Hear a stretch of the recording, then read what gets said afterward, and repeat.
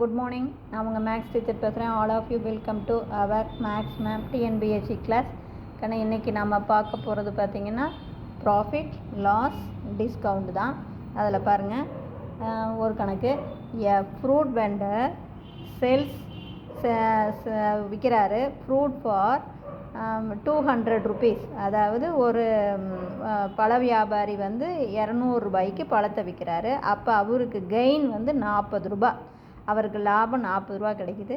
அப்போ his gain percentage, அவருடைய லாப சதவீதம் என்ன அப்படின்னு கேட்குறாங்க. ஒரு பழ வியாபாரி 200 ரூபாய்க்கு பழத்தை விற்கும்போது 40 ரூபா லாபம் கிடைக்குதுன்னா அவருடைய பர்சன்டேஜ் லாப சதவீதம்.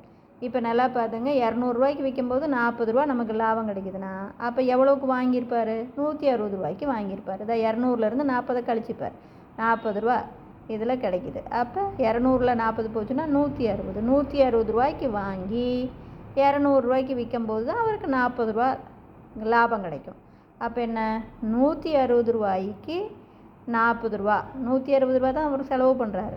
160 ரூபா செலவு பண்ணினதுக்கு 40 ரூபா அவருக்கு லாபம் கிடைக்குதுன்னா 100க்கு எவ்வளவு? அவ்வளோதான் பர்சன்டேஜ். 100க்கு போடணும், அவ்வளவுதான். இவ்வளோ நாம் செலவு பண்ணினதுக்கு இவ்வளோ லாபம் கிடைக்குது. நாம் எவ்வளோ செலவு பண்ணியிருக்கிறோம்? 160 ரூபா செலவு பண்ணியிருக்கோம். அதுக்கு நமக்கு லாபம் 40 ரூபா. அப்போ 100க்கு இப்போ இதை அடித்து போடலாம். ஒரு நாள் 4, இது இந்த ஒரு ஜீரோ அப்படியே அடிச்சுக்குங்க.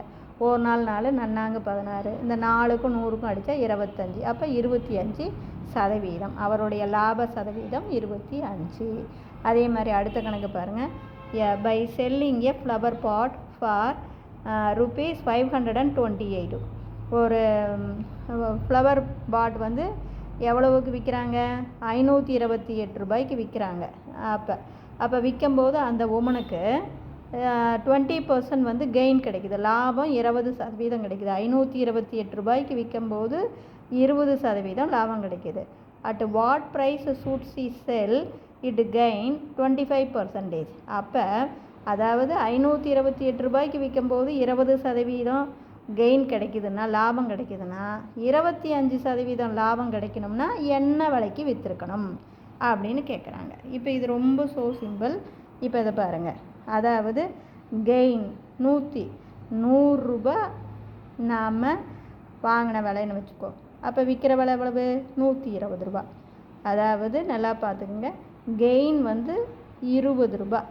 அப்போ தேர்ஃபோர் 100 ரூபாய்க்கு நம்ம அந்த ஃப்ளவர் பாட் வாங்கினோம்னா நம்ம 120 ரூபாய்க்கு விற்றுருப்போம். அப்போ என்ன விலைக்கு வாங்கியிருந்தால் 528 ரூபா நமக்கு என்ன விற்கிற விலையாக இருக்கும்? என்ன விலைக்கு வாங்கியிருந்தா? நல்லா பாரு, இது வந்து ஒன்றுமே கிடையாது. அதாவது இது எக்ஸ் அப்படிங்கிறது காஸ்ட் ப்ரைஸ், நம்ம வாங்கின விலை. அதாவது 100 ரூபா வாங்கின விலையாக இருந்தால் நாம் விற்கிற விலை 120, ஏன்னா 20% கெயினு. அப்போ நாம் வாங்கின விலை எக்ஸாக இருந்தால் நமக்கு விற்கிற விலை 528. இந்த எக்ஸுக்கு 528, இந்த எக்ஸை கண்டுபிடிக்கணும். இவ்வளவுதான். இது புரிஞ்சுதா உங்களுக்கு? அப்போ இப்போ கவனமாக பாருங்கள். இப்போ 25% கெயினாக விற்கணும் அப்படின்னா என்ன, நாம் என்ன கண்டுபிடிக்கணும்? 100க்கு 125 ரூபாய்க்கு விற்கணும்னா இந்த காஸ்ட் ப்ரைஸ் எக்ஸுக்கு எவ்வளவு? இது ஒன்றும் இல்லை, இந்த எக்ஸ் இதிலேருந்து கண்டுபிடிக்கணும். அப்போ இது அப்படியே 125/100 இன்ட்டு இந்த எக்ஸு பாருங்கள். இந்த எக்ஸ் வேணும்னா 528 வகுத்தலாக இருக்கிற 100 பெருக்கலாக போகும், பெருக்கலாக இருக்கிற 120 வகுத்தல் வரும். அப்போ எக்ஸ் என்ன வரும்? 528 × 100 வகுத்தல் 120. அப்போ 528 இன்ட்டு பெருக்கல் 100 டிவைடட் பை 120. அப்போ இதையும் அப்படியே அடித்து போட்டுக்கலாம். பாருங்கள், இந்த 100க்கு இந்த 100 அப்படியே அடிச்சுக்கலாம். அதுக்கு அடுத்தது இது 5ஆம் வாய்ப்பாட்டால் அடிச்சிங்கன்னா 25, இது 5ஆம் வாய்ப்பாட்டால் அடிச்சிங்கன்னா 24. எகைன் இதுக்கும் அடித்து போடலாம். இது எதால் அடித்து போடலாம்? 4ஆம் வாய்ப்பாட்டால் அடிச்சுங்க. 6 24, இது ஒரு நாள் 4, மீதி 1, 3 12, அப்புறம் 2 8, மறுபடியும் 6ஆம் வாய்ப்பாடு 1 6 22. இதை பெருக்கி போட்டுக்கிட்டிங்கன்னா 550 ரூபா. அப்போ 550 ரூபாய்க்கு விற்கும்போது அவங்க லாப சதவீதம் 25. இந்த இடத்துல நீங்கள் குழப்பிக்கக்கூடாது. இந்த இடத்துல என்ன அப்படின்னா பாரு, இது விற்கிற விலை. அப்போ 100 ரூபாய்க்கு 120க்கு விற்கணும். 100 ரூபாய் நம்ம வாங்கினோம்னா 120க்கு விற்கணும். அப்போ என்ன விலைக்கு வாங்கியிருந்தால் 528 ரூபாய்க்கு விற்போம். அவ்வளவுதான். அப்போ 100க்கு 120 இன்ட்டு எக்ஸு ஈக்குவல் டு 528. அது புரியுதுங்களா? அப்போ தேர்ஃபோர் அதாவது இது வந்து எப்படி அப்படின்னா உங்களுக்கு இந்த மாதிரி போடுறதுன்னு அர்த்தம். எக்ஸு ஒரு வாங்கின விலை எக்ஸு ப்ளஸ்ஸு கெயின் எவ்வளவு 100க்கு 20. அப்போ எக்ஸுக்கு இப்போ பாரு கிராஸ் மல்டிபிள் பண்ணிப்பார் 100 + 20. அப்போ 120 x divided by 100 equal to 528. அப்போ அதே 100 25 கெயின் வரணும்னா 100 ரூபாய்க்கு நம்ம வாங்கினோம்னா 125க்கு விற்கணும். அப்போ எக்ஸ் ரூபாய்க்கு வாங்கினா எவ்வளவு? இந்த எக்ஸை இதிலிருந்து கண்டுபிடிச்சி போகணும். இப்போ புரிஞ்சுதுங்களா? அதே மாதிரி a man by an article, ஒரு மேன் வந்து ஒரு ஆர்டிக்கல் வாங்குகிறான். எவ்வளோக்கு வாங்குகிறான்? 150 ரூபாய்க்கு வாங்குகிறான். And makes overhead expenses, அதுக்கு வந்து அதிகமாக செலவு பண்ணுறான். எவ்வளவு? 12% செலவு பண்ணிடுறான்.